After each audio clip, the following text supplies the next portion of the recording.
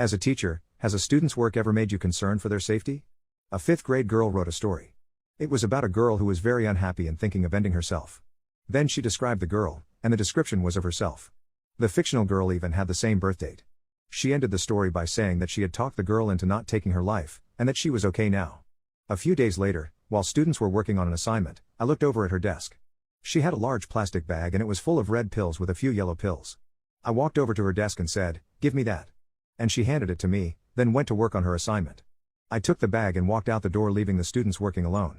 I was a little worried about leaving them unsupervised, but thought I had better take care of this bag of pills first.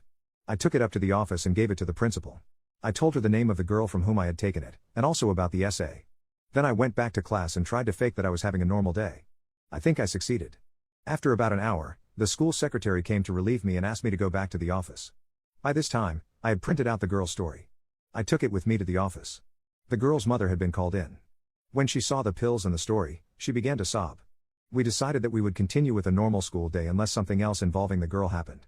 At the end of the day, the mother came a bit before school was actually out, checked her daughter out and drove her up to the psych ward at one of our local hospitals. She had already registered her, so all she had to do was walk in the door.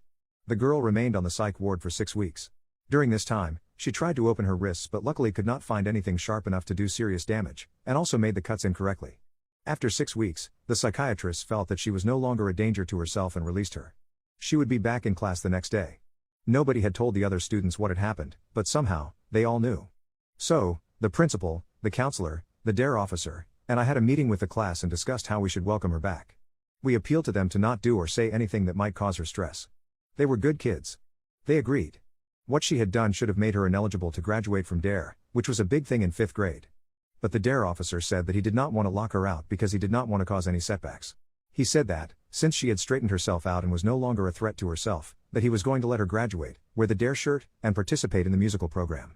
The students agreed that they wanted her to graduate with them. The next day, they welcomed her back. Some girls made a point of including her in play on the playground and also sat with her at lunch. Nobody mentioned the suicide attempt or the scars on her wrists. I told you they were good kids. 8 years later, I had a phone call. It was the girl. She was now a senior in a high school in another school district and was graduating. She told me she wanted to thank me for saving her life.